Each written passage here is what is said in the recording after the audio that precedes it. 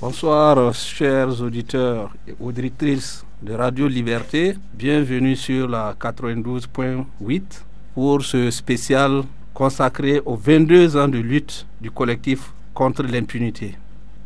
Ce soir, nous avons avec nous Mohamed Sawadoro. Il était le président du MDHP, section Koudougou. Bienvenue, Monsieur Sawadoro. Également avec nous, Docteur Innocent Nakoulouma, qui était militant du MDHP et il était médecin en poste à l'époque des faits à Koudougou. Bienvenue, docteur Nakoulouma. Bonsoir et merci. Merci d'être à l'écoute de ce rendez-vous, de ce spécial qui a démarré il y a cela 3 jours et qui se poursuit jusqu'à demain 12 décembre. Docteur, oui. Que vous rappelle ce 13 décembre 1998? Qu'on évoque 13 décembre 1998, ça vous rappelle quoi? Eh bien, s'il ne tient qu'à moi, je dois dire que ce 13 décembre a été comme un tremblement de terre, un très grand cataclysme.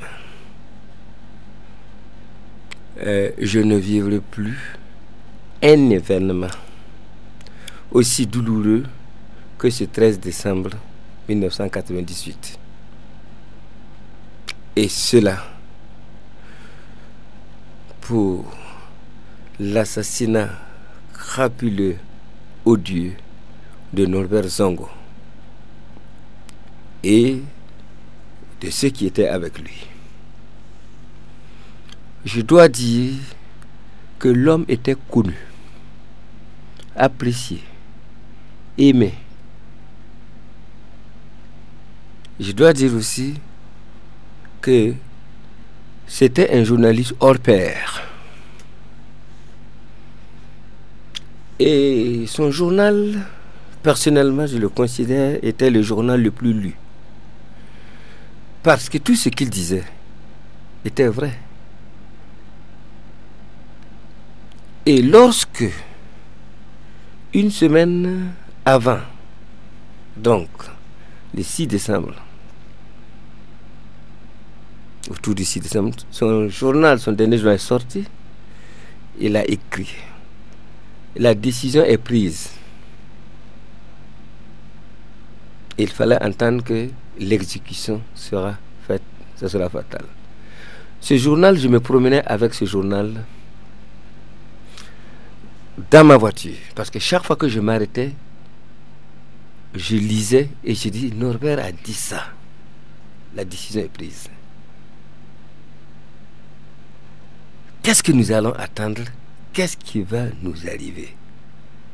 Parce que chaque fois que Norbert a dit quelque chose, la dite chose arrivait. Et le 13 décembre, j'ai quitté le CHR de Koudougou après avoir opéré des urgences et je suis rentré chez moi avec un tout petit retard par rapport d'habitude. Je suis arrivé à trouver que ma femme et mes enfants pleuraient. Bon, j'ai dit: mais qu'est-ce qui se passe? Ma femme ne pouvait pas parler. Les enfants qui étaient tout petits me montrent la télé. Mais qu'est-ce que la télé a à faire dans ce que vous pleurez? Ma femme prend son courage à 2 mains et me dit: on a tué Norbert. Je dois vous dire que j'avais perdu pratiquement tous mes sens. Donc c'est pour vous dire que le 13 décembre est inoubliable dans ma vie. Parce que c'était impensable. Cela est arrivé et il fallait faire avec. Et nous avons fait avec. C'est ce que je pouvais dire par rapport au 13 décembre. Monsieur Mohamed Sawadoro, oui. Vous étiez le président de la section MDHP Koudougou. Vous étiez également à la BIV. Je pose la même question. Et surtout que vous étiez président du MDHP. Comment vous avez accueilli et ressenti la nouvelle? Bon, il faut se dire qu'au 13 décembre 1998, je n'étais pas encore à la tête du MDHP et du collectif. Mais c'est un camarade du nom de Dissa, qui était aux impôts, qui est venu m'annoncer la triste nouvelle. Et comme le docteur vient de le dire, l'émotion, le choc était grand. Je suis resté figé pendant quelques minutes avant de lui demander de me répéter ce qu'il venait de me dire. Norbert Zongo, avant d'être le journaliste qu'il est, c'est un promotionnaire. Nous sommes de la même génération. Lui, il faisait le cours normal de Koudougou et moi, j'étais à Moukassa. Et nous avons gardé ce lien depuis. Quand Dissa m'a dit ça, j'ai dit d'accord. Ils ont fini par le tuer. Parce qu'une semaine avant, Norbert a donné une conférence à Koudougou. Ça, c'était après la première tentative de l'empoisonnement à Kaya. Et au cours de la conférence, il l'a évoqué. Et une semaine à peine après, on nous annonce son assassinat.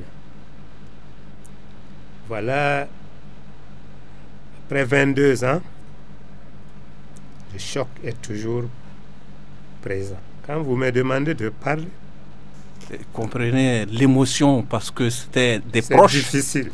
C'est des proches de Norbert Zongo.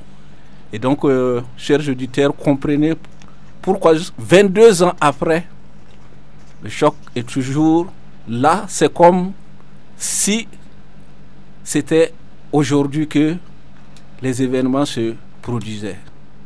Et nous allons revenir sur ça, mais nous allons redonner la parole au docteur en attendant que Mohamed Saoudro puisse se remettre un tant soit peu de ces émotions qui sont toutes d'ailleurs naturelles. Docteur, est-ce que vous connaissiez avant Norbert Zongo?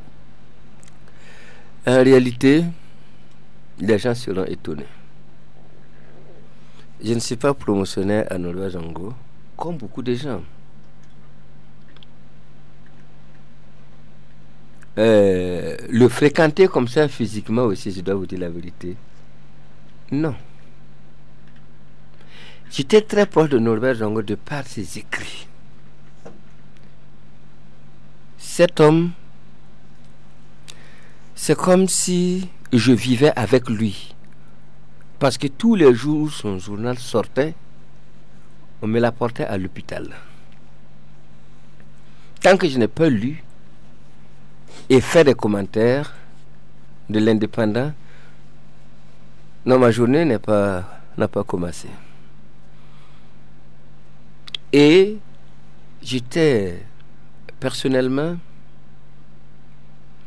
très accroché à ses analyses,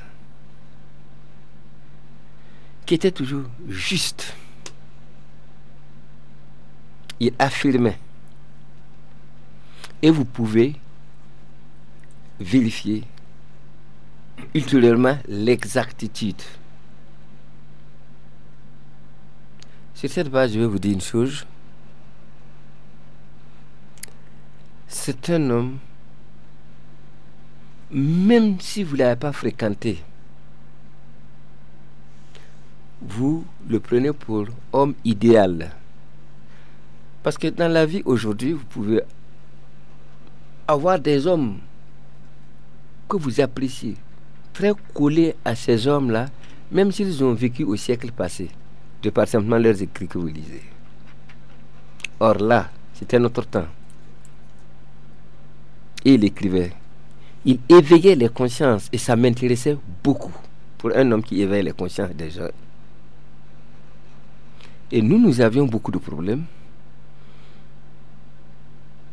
Et dans tous les domaines de la vie sociale au Burkina.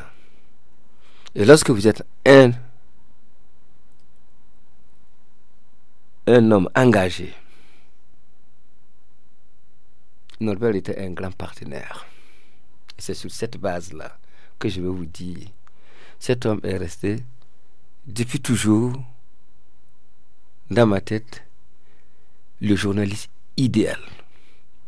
Voilà. Nous allons revenir à Mohamed Sawadoro, et je rappelle aux auditeurs que les témoignages n'ont jamais été faciles. Oui. Et quel que soit le temps, et les douleurs, on ne peut pas les effacer.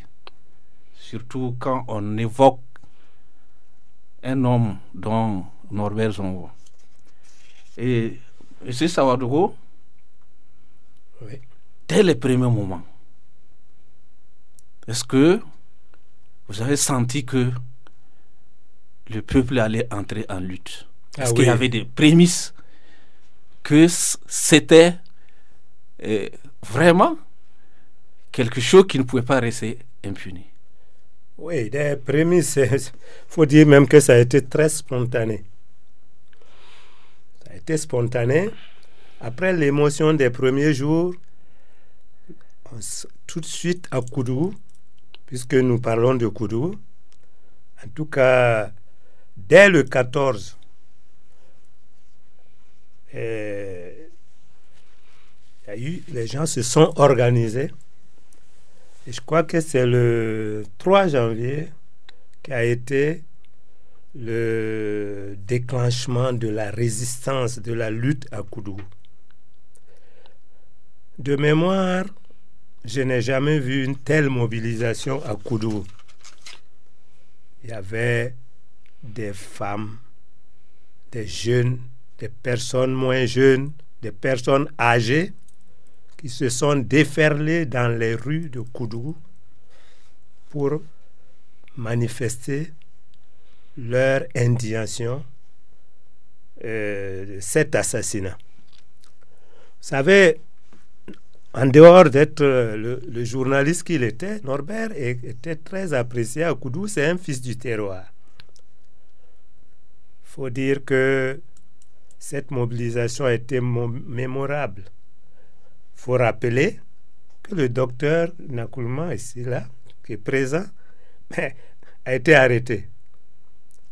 Et on pensait briser l'élan de la mobilisation, bien au contraire. On a exigé leur libération. Je crois qu'ils étaient 2. Je ne me rappelle pas. 3. Je ne me rappelle pas des 2 autres. Hein. Et très rapidement, ils ont été libérés parce que à Koudou, ce jour-là, ils détenaient ces 3-là. Ah ben, je ne sais pas ce que ça allait donner.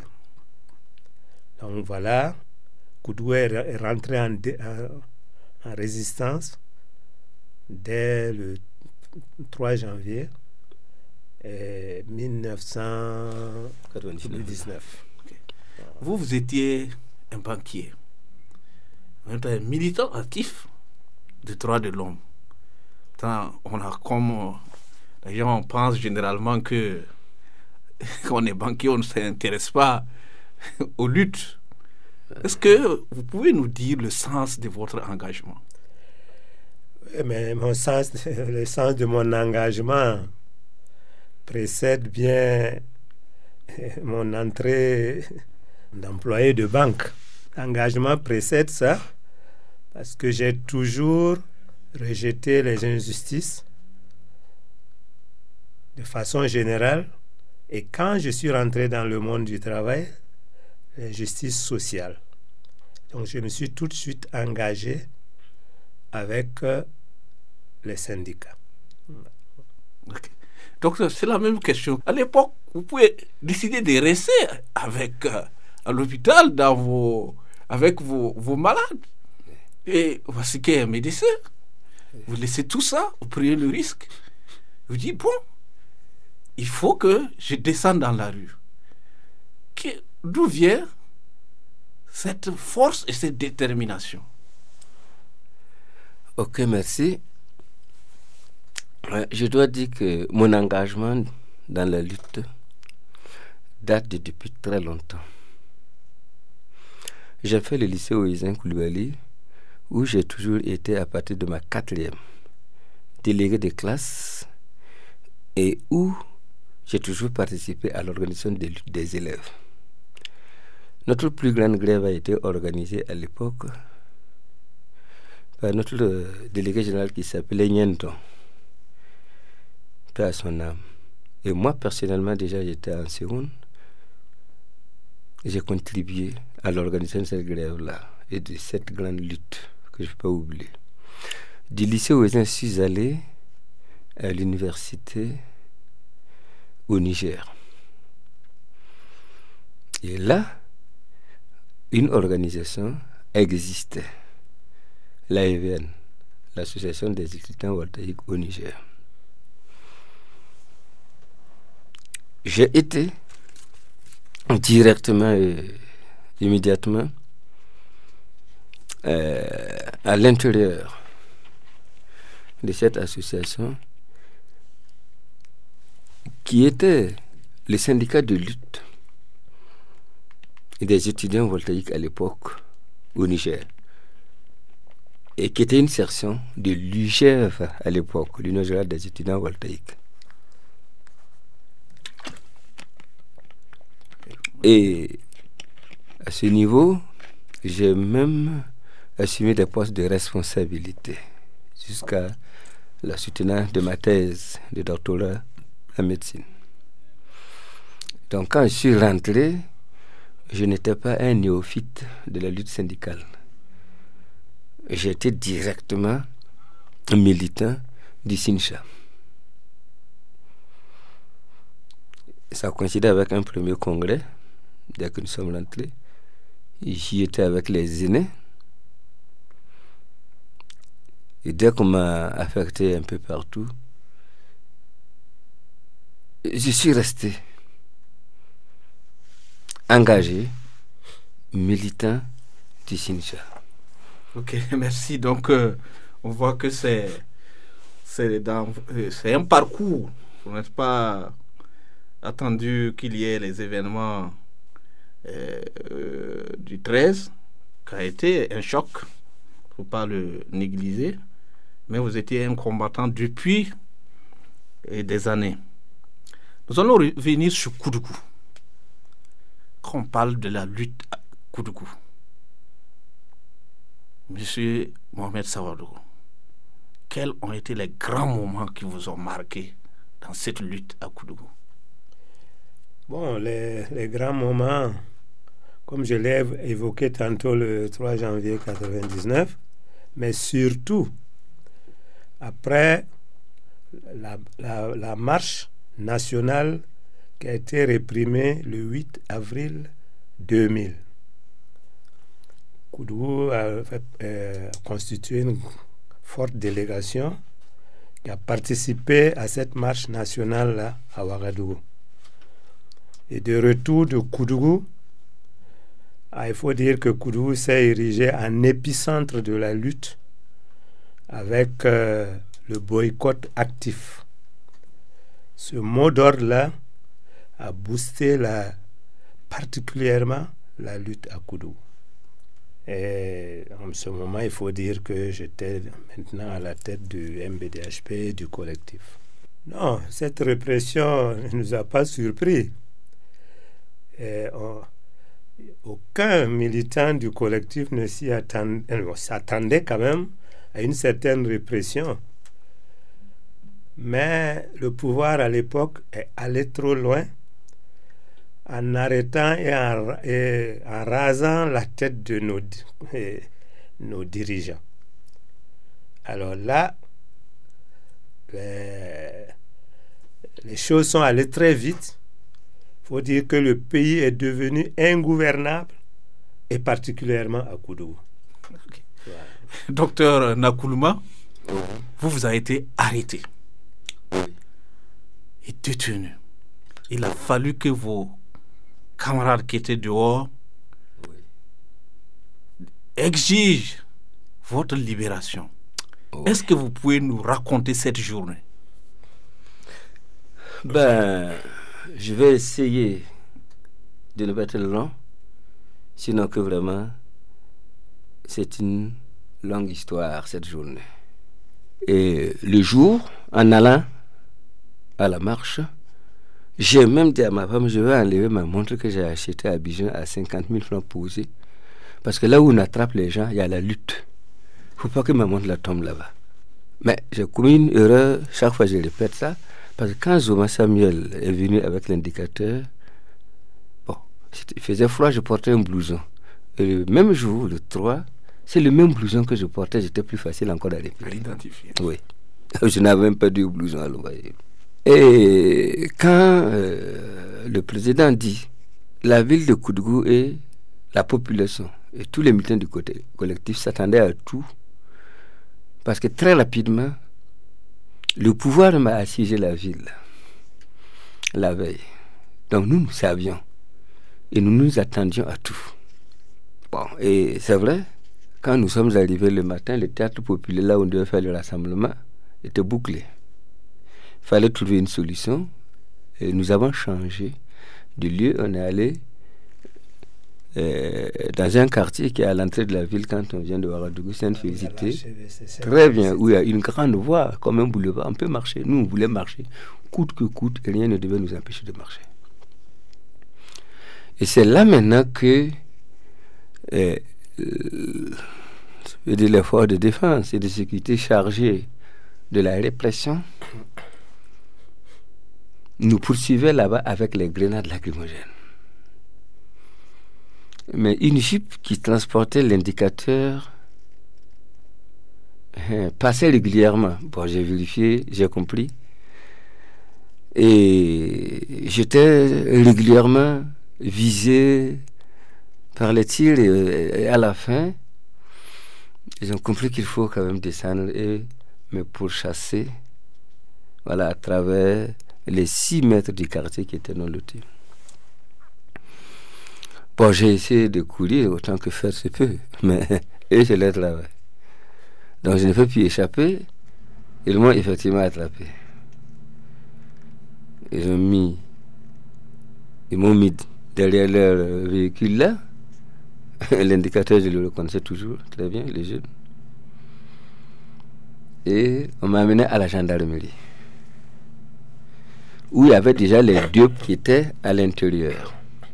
Ce que je dois dire avec beaucoup de précaution, quand je suis arrivé, un gendarme qui était très responsable au niveau de la compagnie, qui s'est levé, qui a dit, même le docteur, on l'a attrapé, il est parti. Et m'a fait rentrer là où il y avait les 2. Mais je dois dire que ce qui s'est passé au dehors est monté d'un cran avec donc mon arrestation. Donc il y a eu un soulèvement dans le soulèvement, si on veut parler comme ça. Okay. Libérer le docteur, etc. Et ce dont je dois dire ici, parce que je ne peux pas oublier, c'est Mao qui est parti quand même, dire à ma femme, t'inquiète pas, ton mari, on va le libérer. T'inquiète pas. Et ma femme a dit qu'elle était au courant qu'on allait l'arrêter. Bien. Mais dans la salle où on nous a enfermés, il y avait aussi les caisses de grenades là-bas. Et toutes les 15-20 minutes, on venait ramasser 2 ou 3 caisses. Parce que ça manquait, il fallait tirer un peu partout. Ça veut dire que la ville est vraiment en ébullition. Les 2 premiers qui étaient là-bas étaient découragés. Je leur ai dit, non, ne vous découragez pas. Vous voyez, avant, ils venaient toutes les 15 minutes. Maintenant, c'est toutes les 10 minutes, on vient prendre. Donc, ça, là, ça va finir. Et effectivement, à un moment donné, la lutte engagée par les camarades militants du collectif, la population, les jeunes, les femmes, les vieux, tout le monde, dans cette grande marche-là, et comme je disais, la lutte a doublé maintenant de clan. Ils ont fini finalement avec leurs grenades. Et ceux de dehors disaient que si on ne me fait pas sortir et se fait sortir les autres, il n'y a pas de recul. Ils avaient envahi la gendarmerie qui est à l'entrée de la ville. Les marcheurs étaient dans la cour de la gendarmerie. La canne de la gendarmerie, c'était quoi? L'incendie même. Donc, j'étais surpris. Il n'y avait plus de grenades, ils ne venaient plus. Ils sont venus constater qu'il n'y avait plus. Et puis, ils sont revenus demander de nous trois là qui est le docteur. Ben, j'ai dit, c'est moi. Il m'a dit de sortir. J'ai dit, non. Moi, je suis venu trouver les deux là ici. Ou on sort ensemble, ou en tout cas, je reste avec eux. Ça a été dur, j'étais obligé de nous faire sortir. Ah, effectivement, je suis venu les trouver là-bas. Ok, merci. Docteur, l'un des clous, c'est que vous, le président Mohamed Sarodowo, vous avez été enlevé, séquestré. Est-ce que vous pouvez nous dire comment les événements se sont déroulés ce jour-là? Là, vous voulez parler du 12 décembre 2000. Exactement. Oui. Ouais. Bon, en effet, moi, j'étais à mon lieu de travail, parce que c'était un jour ouvrable. Et dans l'après-midi, bon, aux environs de 15h, 15h30, il y a un énergumène là du nom de Ouedraogo Suleiman qui est venu m'indexer. C'est vous le président du collectif. Vous avez envoyé les enfants brûlés tout chez Maître Herman Ouedraogo. En fait, je n'avais pas toutes ces informations d'abord. Mais il faut dire que le 12 dans la matinée, il y a un groupe de personnes âgées qui ont demandé à me rencontrer au siège du MBDHP qui jouxtait la banque. Je suis allé, ça c'est avant le déclenchement des événements. Ils se sont présentés comme les sages de l'ADF RDA, de Herman Yaméo. Parce que l'ADF a connu des mutations avec les Gilbert plus tard. Bon, ils m'ont dit que il y avait l'interdiction de manifester pris par le gouvernement. Mais eux, ils venaient informer le MBDHP qu'ils allaient manifester dans l'enceinte du palais de Maurice Yaméo, qui constituait leur siège. J'ai dit, le MBDHP et le collectif prenaient acte de leur décision et on s'est séparés. C'est par la suite que j'ai compris que les choses se tramaient depuis la veille avec Herman Yaméo. Bon, revenant à Ouedraogo Suleiman, là, quand il est venu, j'étais avec un monsieur du nom de Edouard, je crois, Yaméo, qui a tenté de le calmer et il a cherché d'abord à m'agresser. Ensuite, il est parti, rentré dans le bureau du MBDHP, le siège là. Il a menacé le personnel et il est sorti. Quelques minutes après, il y a eu un déferlement sur le siège qui a été brûlé. Parce qu'en temps, moi, je suis reparti à l'intérieur de la banque. Et les événements sont partis de là. C'est là que j'ai appris que les élèves, c'est l'ASK, je crois,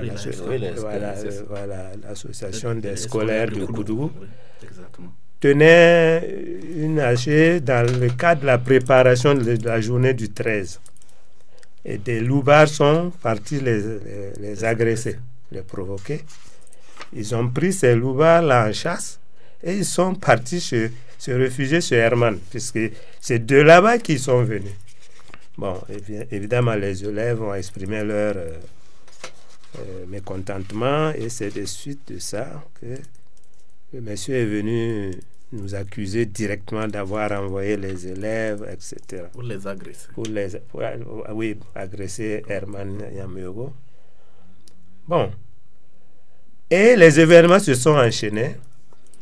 Moi, j'ai appelé tout de suite la gendarmerie, puisque si vous vous rappelez, il n'y avait pas le portable comme aujourd'hui. Je suis rentré au service, j'ai appelé la gendarmerie et la police pour les informer que le siège était en feu.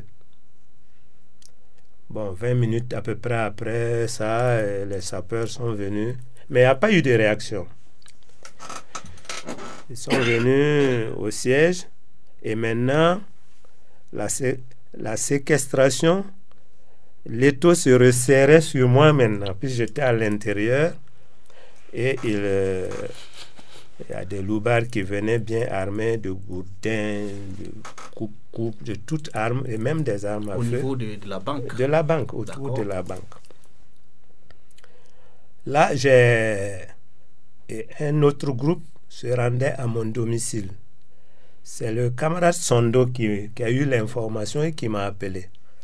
J'ai tout de suite appelé le commissariat et la gendarmerie. Le commissariat a pris l'information mais n'a pas réagi. Le commandant de la gendarmerie qui s'appelait Diabri, je crois, lui, puisqu'il y a eu une première fois une tentative d'arrestation qui n'a pas pu se faire par la mobilisation des camarades, bon, ils n'ont pas pu m'arrêter. Alors lui, il m'a dit de me préoccuper moins parce qu'ils ne peuvent pas intervenir à mon domicile, mais je dois prendre soin de moi-même parce que c'est ma vie qui est menacée. Bon, et il a raccroché. Quelques minutes après, Sondo a pu m'informer que mon domicile est en feu. Après un pillage voilà. C'est comme ça que je suis resté séquestré sur mon lieu de travail jusqu'au tour de 3 heures du matin, 2 heures, 3 heures du matin. Toute la matinée jusqu'à 3 heures du... Non, l'après-midi. L'après-midi. Voilà, l'après-midi jusqu'à 3 heures du matin. Alors, il faut dire que le directeur régional de la police, Zagré, le commissaire Zagré, il y avait le responsable des sapeurs-pompiers et Diabri, là, de la gendarmerie. Et ils ont tenté de me faire sortir de la banque.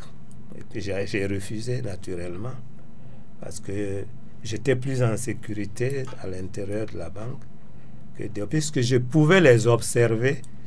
Parce qu'en allant au deuxième étage du bâtiment, bon, je les voyais, bien sûr. J'ai leur guet-apens et tout ça. Bon. Voilà, ça s'est poursuivi comme ça jusqu'à 2 heures du matin. Moi, j'ai refusé de sortir. Et le responsable des sapeurs-pompiers qui était excédé a dit « Ah non, vous mettez même la banque en danger en restant là. » J'ai dit « Ça doit être la préoccupation de la banque, pas la vôtre. » Bon, mais finalement, ils m'ont convaincu vers 3 heures du matin. Il faut dire, entre parenthèses, que j'ai pu joindre Zougmoré, bon, qui a appelé Herman, qui a dit que voilà, lui n'était pas au courant, mais il allait s'en charger pour que les choses se calment, des trucs comme ça. Voilà. Bon, ça s'est poursuivi ensuite, c'est Herman qui a demandé à me rencontrer pour apaiser la situation et que la rencontre devait se tenir chez lui. Bon, j'ai dit que je suis d'accord pour le rencontrer, mais pas chez lui.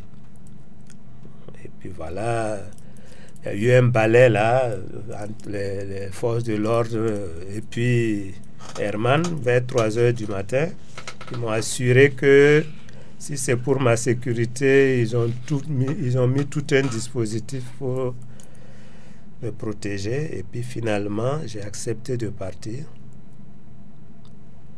On s'est rendu chez Herman Yamego. Et ils ont demandé pourquoi... C'est qui vous a conduit chez Herman Yamego? Le commissaire, c'est l'équipe de sécurité. Le commissaire de police Agré, Diabri de la gendarmerie, les sapeurs-pompiers. Bon, et puis ils se sont entourés d'hommes là, d'autres. Voilà, il faut qu'on se rende, quoi. Ils ont voulu... faire des photos, filmer, tout ça. Bon, je crois que le responsable de la gendarmerie a dit que c'était pas dans leur, si je peux appeler ça comme ça, leur contrat pour que je vienne. Alors, ils ont dit, Herman s'est surgé, il a dit, mais dis donc, que lui, il a reçu de feu vert pour aller jusqu'au pire. Il ne voit pas pourquoi filmer la rencontre est un problème. Le feu vert, ça pouvait venir de qui? Est-ce qu'il a dit? C'est qui lui a donné ce Non, feu? Il a dit que lui, il a reçu le feu vert. Il faut sous-entendre que c'est... Le ministre de l'Intérieur de l'époque. Oui, le ministre de l'Intérieur, pour ne même pas dire le chef, le président. Qui était à l'époque Djibril Bassolé. Il faut souligner aux auditeurs que c'est lui qui était le bras armé de cette répression à l'époque. Avant cette journée, à ma tentative, Djibril Bassolé est venu rencontrer le collectif à Koudougou. Et il a dit que parce que sa maison, la maison de son père a été menacée, etc., il est venu nous rencontrer. Et il a dit qu'on veut agresser son père parce qu'il a fait un fils comme lui, c'est tout. Bon. Bref, quoi. Bon, c'est pour dire qu'il était au centre. Donc, les ordres, comme le disait Herman, ne pouvaient venir que de lui. Que de lui et son mentor, certainement. Voilà. Bon. Sur place, qu'est-ce qui s'est passé? Bon, sur place, alors, on m'a posé la question à savoir pourquoi on manifeste. J'ai dit, nous sommes... Le collectif est organisé. Un mot d'ordre a été lancé et nous respectons le mot d'ordre. Parce que nous ne travaillons pas au hasard. Ça a été, on répondait au mot d'ordre et on tenait de façon pacifique, d'ailleurs le lendemain, le 13, à nous exprimer comme chaque année, depuis l'assassinat crapuleux de Norbert Zongo. Il semble qu'il vous a menacé avec une arme à la tempe. Non, okay. Non, il a menacé plutôt les élèves. D'accord. Okay. Parce que c'était difficile pour lui, entouré quand même il m'a menacé verbalement, parce qu'il avait reçu le feu vert d'aller jusqu'au pire. pire. Donc tout le monde imagine le pire, c'est la mort. Voilà. Et puis il faut souligner, parce que ça mérite d'être souligné, Herman se mettait bien en condition ce jour, parce que la bouteille de whisky était pratiquement vidée. Alors, et puis bon, ses mentors étaient là. Finalement, la rencontre, évidemment, à l'arrivée, on criait sur moi, il faut rentrer chez toi, tu es étranger, tu es du Yatenga, bon, etc. Au cours de la rencontre, j'ai souligné ça et j'ai dit, mais ceux qui parlent là, beaucoup sont nés devant moi ici. Si on me traite d'étranger, ça, bon. Alors le gendarme a dit non, il faut vous calmer, je crois qu'on va trouver une solution. Bon, trouver une solution, finalement, c'était de demander qu'on me conduise chez le haut commissaire, parce que son parti a un message très important à livrer en ma présence. Effectivement, ils m'ont conduit au commissariat. C'était Khalil Bara qui était au commissaire chez lui. Il est le responsable des engagements. Voilà, nous sommes allés à son domicile aussi, vers 3h, 3h30 du matin. Et lui, il a dit, bon, il souhaitait que les choses se calment, etc. En tout cas, il a eu un message d'apaisement. Et puis, bon, on a demandé à la DFRDA de donner son message. Et c'est un certain Vincent Améo, paix à son nom, je crois qu'il ne vit plus. C'est lui qui a pris la parole au nom de la DFRDA. Elle a dit non. Herman a dit de transmettre un message de paix. Voilà, que c'est tout. Bon, vous voyez, et c'est pour ça qu'on devait me conduire devant le haut-commissaire pour un tel message. Mais il y a eu des indiscrétions du directeur régional de la police qui dit non, en fait, n'ont pas eu le courage de donner leur message parce qu'ils voulaient demander que nous soyons manu militari expulsés de Koudougou parce que nous sommes des étrangers qui sommes venus semer des troubles. Merci, Président, pour ce témoignage émouvant. Chers auditeurs, on donne le temps pour permettre aux gens de dire ce qui s'est réellement passé pendant ces moments de braise. On ne peut pas parler de la répression à Koudougou sans évoquer les domiciles qui ont été brûlés. Chez Docteur Nakoulouma, les ruines sont encore là. Chez le président, les 6 mars, la répression 22 ans après, sont là. Ce Yamero, il a reconstruit, qui était, il faut le rappeler, un ami militant de Herman à l'époque, mais qui a été sauvagement réprimé. Vous avez Zagré. Oui. Son domicile a été également brûlé. Quel souvenir vous gardez de ces mouvements, Docteur Nakoulouma? Disons que en matière de souvenirs, on ne peut pas dire que c'est de bons souvenirs. Bon, mais comment vous les avez vécus, puisque vous et votre famille, comment vous avez vécu ces terribles moments où on a même empêché les gens de partir avec leurs propres affaires, les effets d'habillement. Oui. Par exemple, le mot terrible, c'est vrai. Bon, disons que même dans les préparatifs des activités de cet anniversaire, nous nous attendions à la répression. Il y avait trop d'étincelles et même à la dernière réunion du collectif, nous avons pris des précautions dans les langages parce que nous savions que Herman était à l'affût. Donc nous avons dit de ne pas parler de lui ici. Il avait déjà quitté le collectif. Et ses militants n'ont pas besoin de parler de lui. Et moi personnellement, et ma famille, nous sommes allés à Bobo du Lesso le 9 parce qu'il y avait le baptême de l'enfant de mon petit frère Létis. Et je savais qu'il y aurait grabuge au cours donc de la célébration de cet anniversaire. J'ai pris mes 3 enfants et ma femme. Personne ne savait pourquoi je voyais avec tout le monde. Bon, arrivé à Bobo, mon petit frère voulait me faire des observations. J'ai dit non, tu ne sais pas. C'est ici que je vais décider. Mais je ne laisserai pas mes compères et mes camarades de lutte à Koudougou. Je lui ai parlé un peu de cette histoire. Mais je ne pouvais pas laisser ma famille seule pendant cette période-là. Et nous sommes revenus, c'est vrai, le 11 décembre. Et dans la journée du 12, il était prévu la veillée donc chez Norvège. Mais je dois dire que les étincelles étaient pratiquement visibles. Mais je dois dire que je m'attendais beaucoup plus au 13 le lendemain. Mais pas... la journée du 12. Exactement. J'ai travaillé à l'hôpital.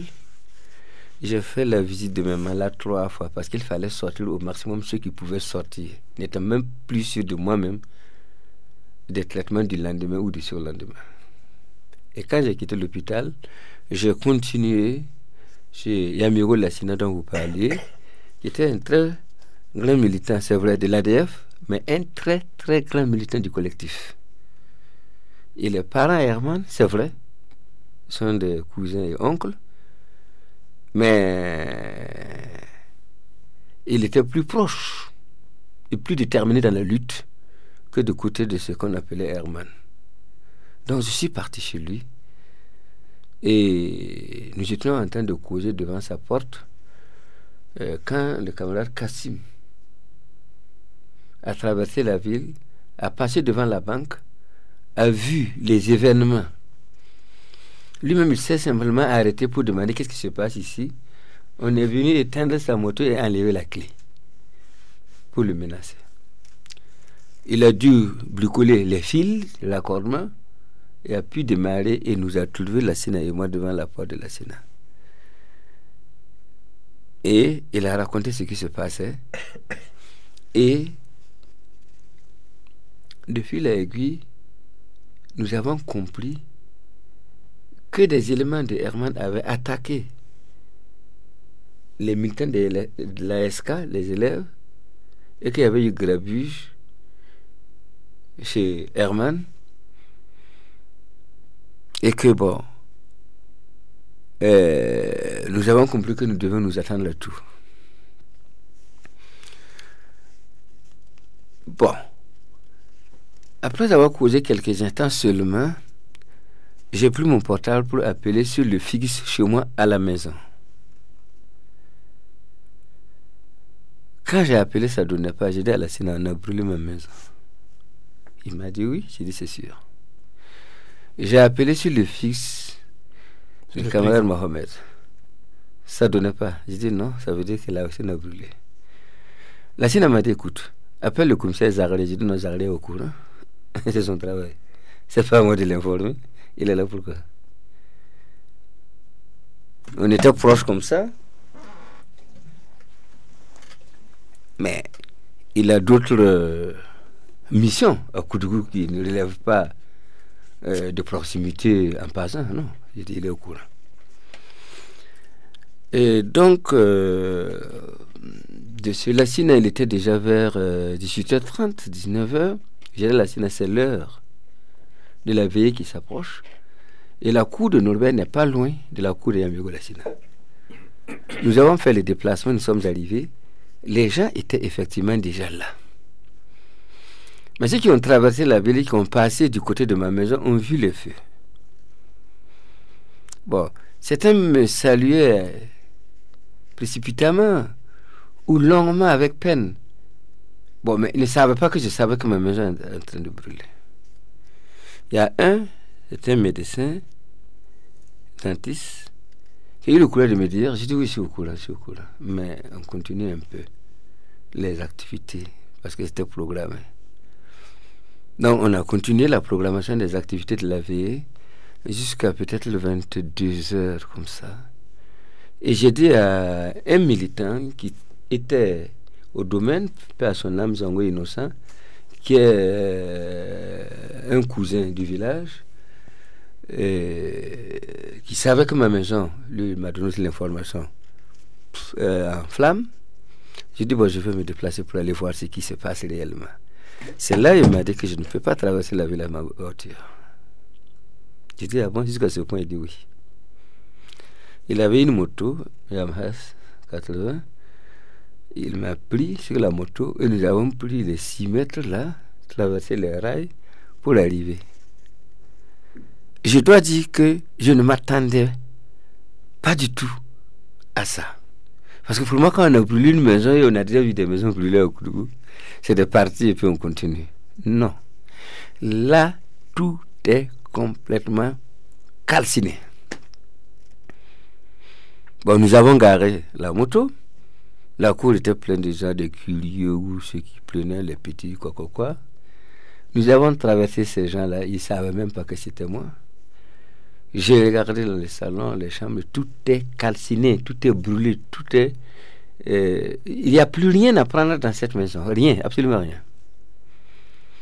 Et là, Innocent, ok, j'ai vu, on va repartir à la veillée. Nous sommes repartis à la veillée, et j'ai dit à Innocent, voilà, je vais chercher là où est ma femme là d'abord. Parce qu'au moment où j'ai téléphoné, et que le fixe était coupé, je n'ai pas pu la joindre. Donc, il faut que je recherche ma femme, et puis je vois les enfants.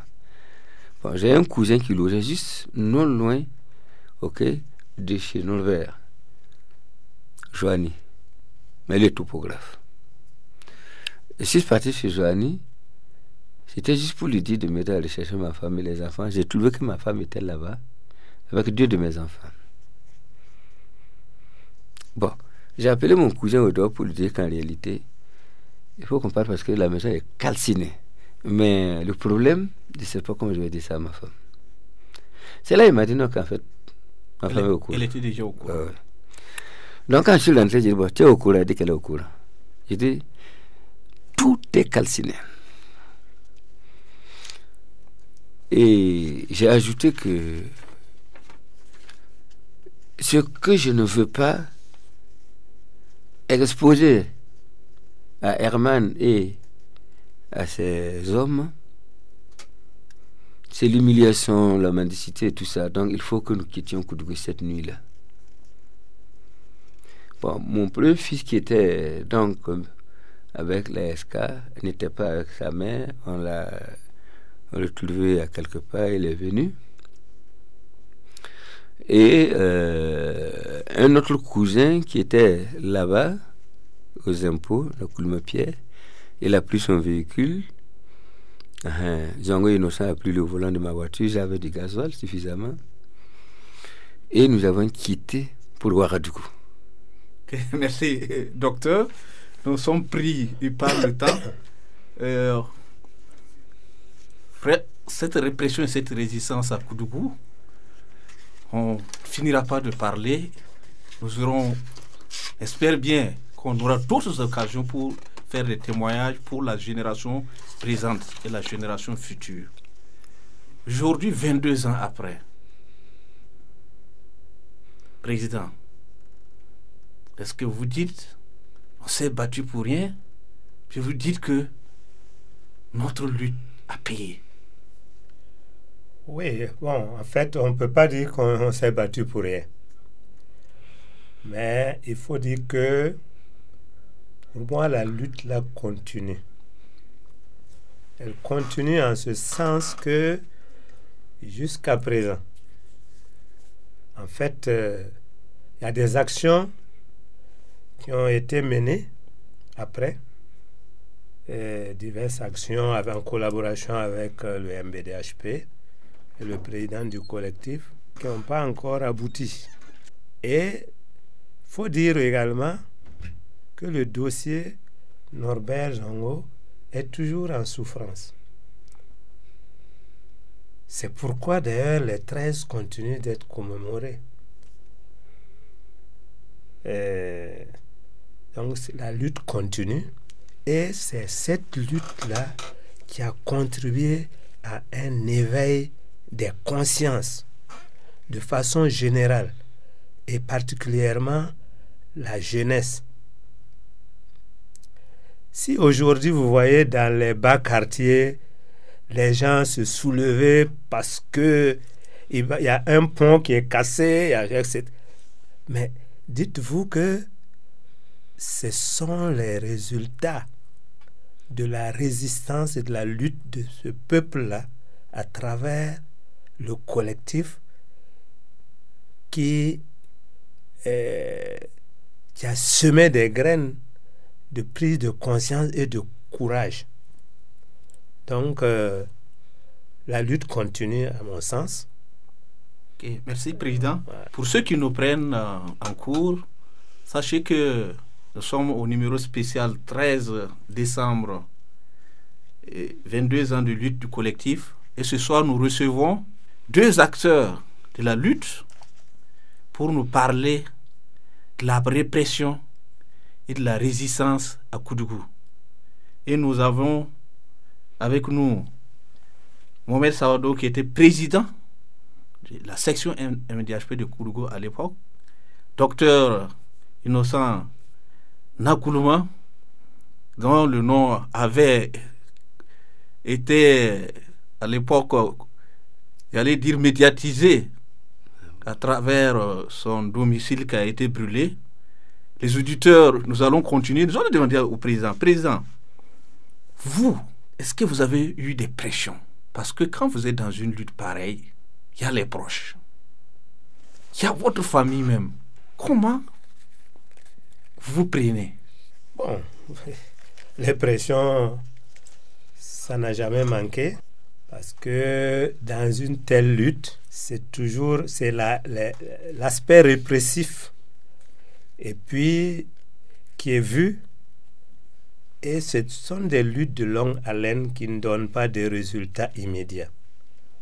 Il faut comprendre parfois certains proches de la famille et tout ça qui vous font pression, à faire attention, etc., etc. Il faut dire que pour cette répression, j'ai été...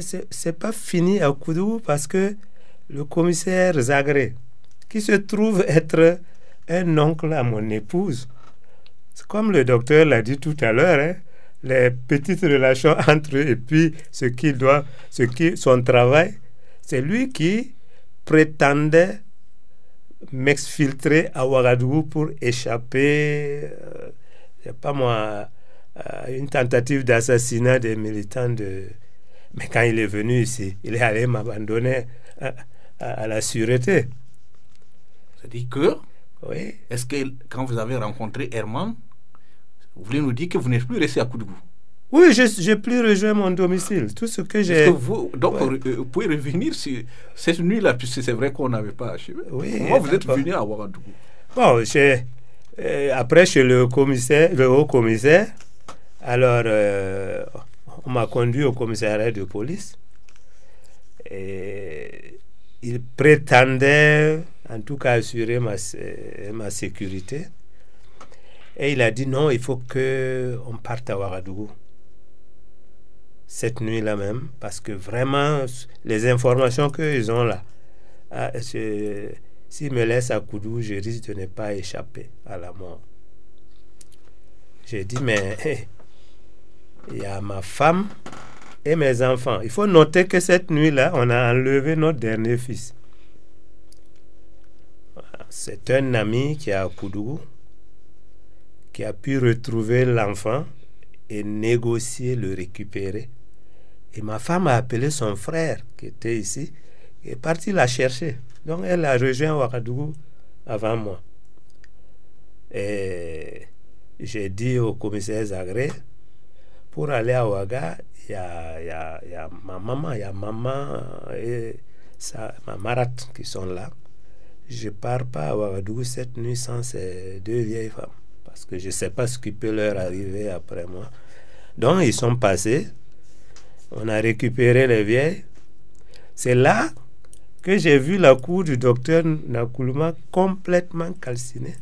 Et j'ai jeté un coup d'œil chez moi. C'est la maison où habitait mes mamans là qui n'a pas été touchée. Le reste, et la petite bicoque de mon fils également qui était de l'ASK, tout a cramé. Et il était recherché. Bon, nous sommes venus à Ouaga. Il est passé déposer les vieilles et puis il a pris, il dit qu'il va aller rendre compte et puis me ramener. Il est arrivé à la sûreté et il m'a laissé là-bas, ils sont partis. Donc, il vous a remis à la sûreté? Il m'a remis à la sûreté. Est-ce qu'il y a eu une explication? Non, puisqu'il est parti, il a fait un crochet dans la belle famille pour dire non, que lui m'a sauvé la vie parce qu'il m'a exfiltré de Koudougou. Alors, la famille dit, ah vraiment, Paul, commissaire Paul, il a sauvé le mari d'Honorine. Bon, c'était faux. Maintenant, le directeur général de la sûreté de l'époque, avec son adjoint, ils m'ont entendu. Ils m'ont dit pourquoi on voulait manifester. Je dis, mais je suis d'une organisation et je suis même le premier responsable. Vous voulez qu'on fasse quoi? Il y a un programme, on respecte ça. Bon, donc, après m'avoir entendu, ils ont dit que voilà, c'était juste pour ma sécurité. Je dis, moi, je serai plus en sécurité chez moi. Et le commissaire Zagré le savait puisqu'il est passé à la maison. Alors, j'ai dit, bon, je peux partir. Ils ont dit non, d'attendre dehors un peu. Ils vont se voir parce que je ne peux pas me lever, partir comme ça. Ils vont me déposer quand même. Ils vont pas me... J'ai dit, il n'y a pas de problème. Il y a eu un petit conciliabule. Et puis bon, il y a un chauffeur qui allait me déposer. Voilà comment je suis venu à Ouagadougou. Et maintenant, il y avait également le la BIB à l'époque, puisque je suis un agent affecté en fonction à Koudougou. Le président du MBDHP, du collectif à l'époque, c'était Maître Alidou Ouedraogo. Et il m'a accompagné à la BIB pour savoir ce qui se va. En fait, on ne l'a pas reçu. Le directeur général ne l'a pas reçu. On a dit qu'il n'est pas là, il est occupé. Bon, nous sommes partis. Évidemment, il y a eu une tentative de répression à ce niveau, mais qui n'a pas tenu. On a un collègue que je n'ai jamais oublié. Il a pris fait et cause pour moi. Il est venu de mon côté. Il a dit on devait s'inquiéter sur ma santé et autres. On parle de mise en danger de la banque, etc. Voilà comment je suis venu à Koudougou. Bon, une affectation a suivi pour Bobo. Donc on a affecté à Bobo. À Bobo. Alors, mais il y avait un de Bobo qui était pas pour les mêmes raisons, qui était affecté ici. Bon, on s'est arrangé tous les deux, échangé de poste et puis ils ont accepté. Voilà. Lui, et vous êtes resté à Ouaga, lui il est reparti à Bobo. Docteur Nakoulouma, oui. On a pu combien visiter effectivement votre ancien domicile, Okay. Dans lequel tout a cramé. Oui. Comment vous avez vécu ces premiers moments? Vous retrouvez, même si vous étiez, j'allais dire, préparé entre griffes, vous venez de dire que vous n'aviez pas imaginé l'ampleur. Les premiers moments, comment vous les avez vécus? Eh bien, c'est comme je disais tout à l'heure, si nous passions la nuit à Koudougou, nous n'avions même pas un banc pour nous asseoir dans le grand manguier de la cour. Et moi, j'ai dit à ma femme, l'humiliation recherchée ne sera pas vue ici. Nous allons partir dans la nuit. Et nous avons quitté, effectivement, avec l'aide de mes deux cousins, qui travaillaient aux impôts, qui étaient de très bons militants du collectif. Nakoulouma Pierre et puis Feu Zongo Innocent. Bon, quand j'ai voulu conduire ma voiture, Zongo Innocent a dit non, il va prendre le volant. Et c'est là qu'ils m'ont fait savoir qu'on ne peut pas traverser la ville parce que la ville était telle que c'est un autre risque. On a passé par Sabou avec mes enfants, ma femme. Nous sommes rentrés et nous avons continué chez moi, à Ouagadougou, dans la nuit. Je dois dire que dès le lendemain, le soutien des camarades à Ouagadougou ici était tel que bon, le problème de morale n'a pas été très énorme. À mon niveau en tout cas. Ma femme aussi, quand il y a beaucoup de monde venu, voilà, nous soutenir. Et nous avons essayé de gérer plus ou moins les affectations de ma femme d'une part, Walbero et d'autre part, Denis. Et pour moi, bon, ça c'était à part. Avant que je ne me présente au ministère, quand je suis arrivé, bon, honnêtement, il y avait un mécontentement au niveau du responsable que j'ai rencontré par rapport à ce qui m'est arrivé à Koudougou. En passant, il a dit que même étant à Ouagadougou, il savait quelle somme de travail je faisais à Koudougou et que je ne méritais pas ça. Il m'a demandé seulement de rester tranquille à la maison. Ils vont procéder aux affectations selon ce que moi je veux. Moi je lui dis mais il n'y a pas de choix. Je dois aller à Yalado, un point trait. Et puis je lui ai dit que d'ailleurs j'avais déjà commencé à travailler à Yalado. Bon, c'est dans ça là maintenant que on a voulu m'affecter au schéma de Pincy. Et j'ai dit non, je ne bouge pas, je reste à Yalado. Bon, il y a eu comme une tentative d'intimidation de la part du RG du ministère de la Santé qui cependant avait éprouvé des sentiments de soutien quand je suis arrivé. Bon, bref, je lui ai dit que je ne quittais pas Yalado. J'ai commencé à m'opérer là-bas parce que le chef de service de Tlomato, c'est un militant de Sincha, le professeur Julien Ilboudo, et je suis avec lui, je ne quitte pas. Bon, c'est un soir, en rentrant de temps en temps, je passais causer avec Maître Lalidou. Parce qu'il est à la Sonabi à côté et moi je suis à Pincy. Et un soir, il m'a posé juste la question.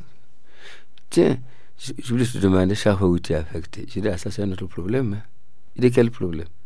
Il lui a raconté que le papier d'affectation, là, c'est pour que j'aille au CEMA et que je n'irai pas au CEMA, c'est tout ce que je sais.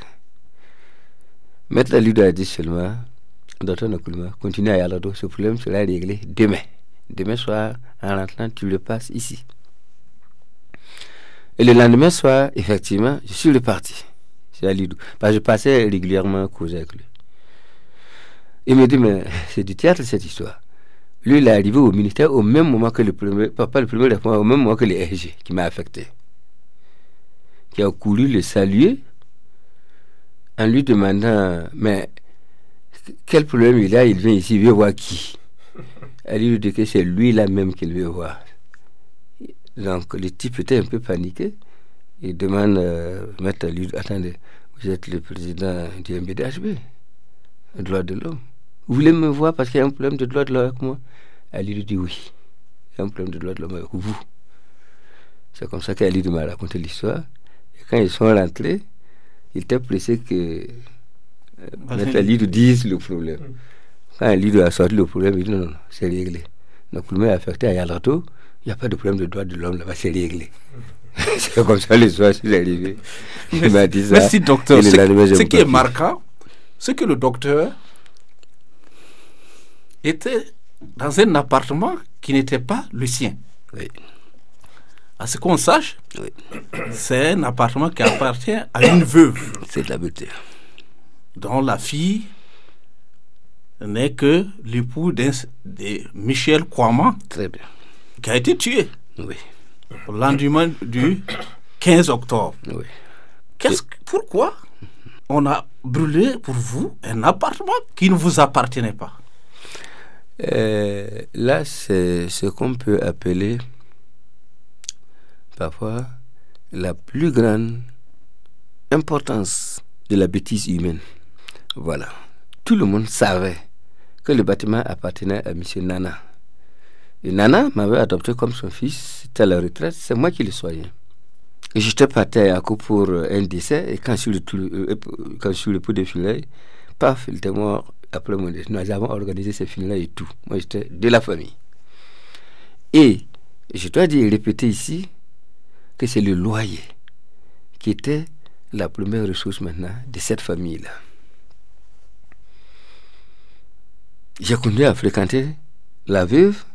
Je vivais dans la cour et on est venu tout brûler, calciner. La cour, comme je l'ai souligné au H-Kroon, en dehors d'une expertise, pas des spécialistes, on ne peut pas évaluer les dégâts, les pertes et le coût. Je l'ai dit et j'ai écrit. Donc cette veuve est restée sans maintenant la maison d'abord et encore le loyer. J'ai continué à lui rendre visite à Koudougou jusqu'à ce que effectivement, ok, elle aussi, elle meurt. C'est sa fille, ok, qui est là-bas, Nana Elisabeth. Donc vous avez bien dit, son mari était à l'étire, a été tué. Bon, ok. Mais quand j'ai souvent analysé, finalement, il y a eu deux grandes victimes dans l'histoire. À moi, il y a le projet de la maison qui n'y est pour rien du tout. Mais Herman Yamiogo ne fait pas ce calcul. Pourvu qu'il fasse du mal. Et je peux dire que des maisons louées qui ont été brûlées au Kourou, il y en a. Il ne fait pas ce calcul. La maison est calcinée. Vous avez visité jusqu'à aujourd'hui depuis. Les ils font des photos. Irrécupérable. Dans le passé, quand je partais à Koudougou, je repartais, j'étais un coup d'œil. Bon. Aujourd'hui, nous sommes là. Mais, pour revenir à une question que vous avez posée, la répression que nous avons subie, je pense que cette répression n'est rien par rapport à ce que Norbert a subi. Et c'est dans ça que nous devons philosopher. Norbert, lui, il a perdu la vue. Et dans notre lutte là, pour la recherche absolue de la vérité sur la mort de Norbert Zongo, nous sommes toujours prêts à payer. On n'arrêtera pas parce qu'il y a eu répression. Il faut la justice. Et peut-être après ça même, on n'arrêtera pas. Pour que, dans l'avenir, plus jamais que des choses comme ça ne se passent. Sinon, nous sommes toujours, à l'heure où je vous parle, très motivés, très déterminés et très engagés à poursuivre cette lutte-là comme les autres luttes de ce peuple-là, quoi. Voilà. Président, vous, tout comme le docteur Nakoulma, vous avez perdu vos biens. C'est vrai, le docteur le dit, ça n'a jamais ébranlé votre détermination pour le combat, la lutte. Et malgré l'âge qui avance, vous êtes toujours présent. Est-ce que vous pouvez nous dire, il vous est arrivé une fois d'évaluer le préjudice matériel subi? Bon, l'évaluer, moi j'ai dit ça en une phrase, en 2000. Avec plus de 20 ans de carrière, tout ce que j'ai pu acquérir comme bien matériel est parti en fumée. Je pense que cette phrase simple, parce que m'asseoir et prendre une calculette, je n'ai pas fait ça. Parce que le préjudice est matériel, moral, psychique pour moi et pour ma famille. Donc, ce n'est pas un préjudice qu'on peut évaluer avec une calculette. Mais j'allais souligner qu'il y avait eu une proposition, entre-temps, je crois que c'est le 30 mars, l'histoire des journées de pardon. Il y avait une proposition qui était échangée, en tout cas la justice, avec un bien matériel, un remboursement matériel. Nous avons refusé ça. Et en ce qui me concerne, ce n'est pas la première fois. Parce que j'ai été arrêté et emprisonné pendant plus d'un trimestre. On a eu des tentatives de licenciement par rapport à ça, et c'était le président actuel qui était notre directeur général.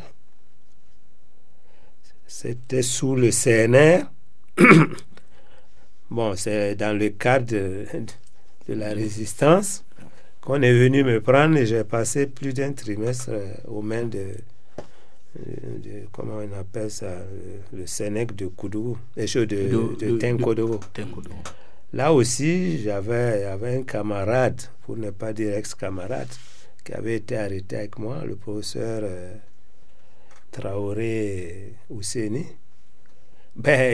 qui était venu effectivement me voir. On pouvait se faire dédommager si on laisse tomber l'histoire de justice. Je n'ai pas marché. Ce n'est pas le bien matériel qui est recherché. Quand il y a une conviction, le bien matériel est bien beau, mais il passe après. Voilà, c'est cette conviction-là qui nous tient jusqu'à présent. C'est ce qui nous fait surmonter de telles épreuves. Sinon, matériellement parlant, c'est pas facile. Le docteur l'a dit. Parce que quand on est revenu à Ouagadougou, ma famille et moi, nous sommes venus entre griffes nues. C'est ce qu'on portait sur nous qui a été le matériel qui a été sauvé. Et mon koyo, la voiture, c'est mon fils qui a pris ça. Dès que il a senti les choses. Non, les gens venaient. Il a dévancé, il a pris la voiture. Bon, il savait un peu conduire. Il a amené ça au domicile de Norbert Zongo. C'est comme ça que la voiture a été sauvée. Mais le reste, ma femme et moi, les enfants, il n'y avait rien. Voilà. Donc, nous sommes revenus à Ouagadougou matériellement, recommencer notre vie. J'ai dit à ma femme, je n'ai pas perdu mon boulot, j'ai un salaire. Donc, c'est déjà suffisant. J'ai la vie et un salaire. Personne n'est blessé, personne n'est mort. Je vous rappelle qu'il y a 2 témoins clés qui n'ont pas pu faire le déplacement. François Sondo, Lassina Yamego, qui, dans son témoignage, les hommes qui étaient amenés ont même arraché les sacs de ses enfants et jeté dans le feu. Et l'ordre était donné, selon son témoignage, et c'est bien de le reprendre à l'antenne, comme il n'a pas pu venir, d'empêcher qu'il ne sorte de la maison avec un seul matériel. Donc ce monsieur aussi a tout perdu. Et comme le témoigne le président, il était obligé de recommencer tout à zéro avec l'aide des parents et des proches. Président, l'une des dernières questions que on va poser, c'est le sentiment que les gens ont qu'il y a actuellement une reprise des espaces de liberté qui ont été conquis sur des braises. On prend le cas de la répression de la marche du 16 septembre 2019. Comment vous appréciez aujourd'hui, surtout après l'insurrection, la situation des libertés démocratiques au Burkina? Bon, il faut dire que rien n'est jamais acquis. Pour moi, il faut qu'on continue, qu'on intensifie la mobilisation. Sinon, le peu d'espace de liberté que nous avons va nous être confisqué. Et aujourd'hui, pendant la campagne, là, j'entendais la réconciliation, retour des exilés, etc., etc., etc. Mais ça c'est pas... Ça, c'est pas une démarche de réconciliation des gens qui doivent répondre à la justice.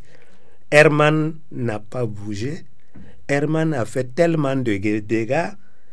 Le dossier est une plainte. Nous avons porté plainte avec le MBDHP contre lui pour les événements de Koudougou.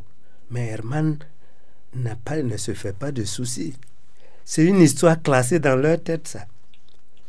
Donc, parlant d'espace de liberté, ces fêtes-là, on a mis une structure dénommée HCROUM.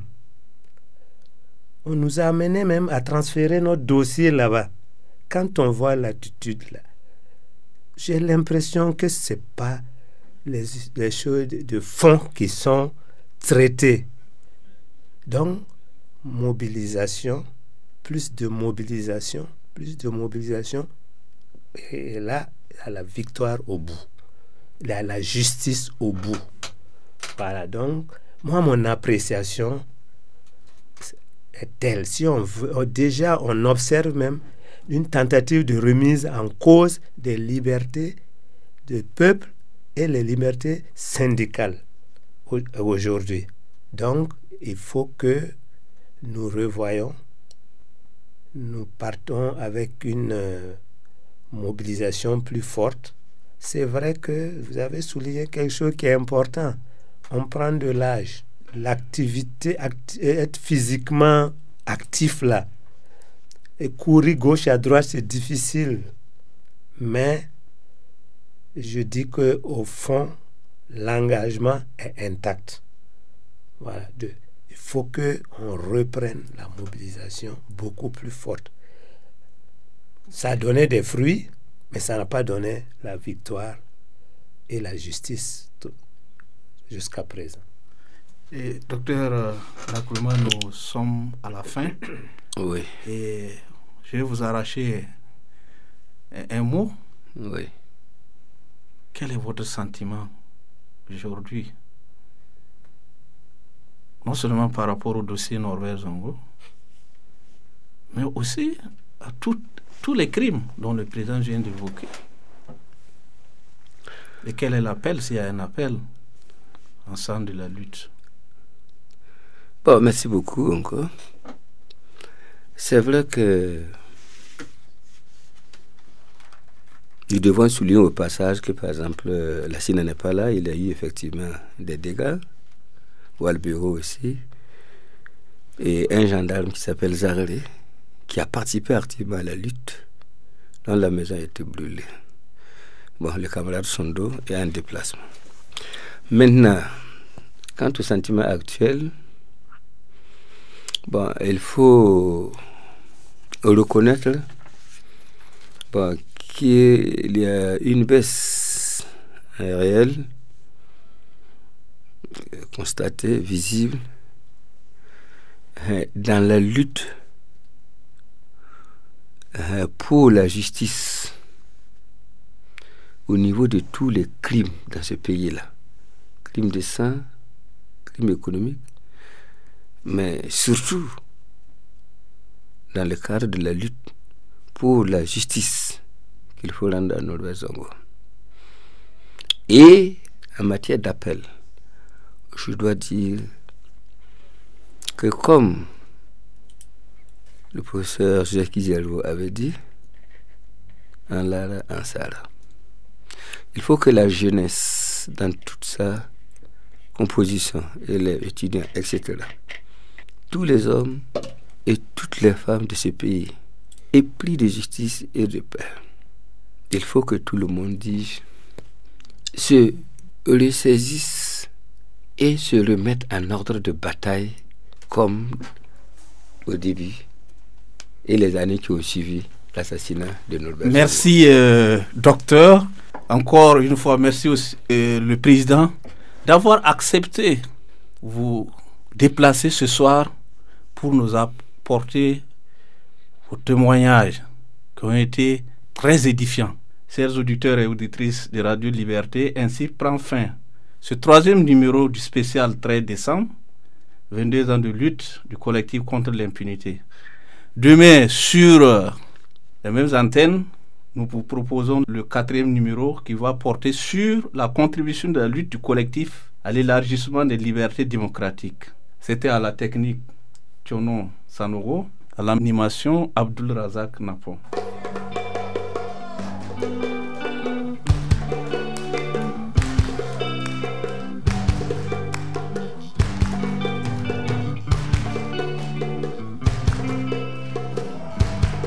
Ah, si tu parles, tu ne parles pas.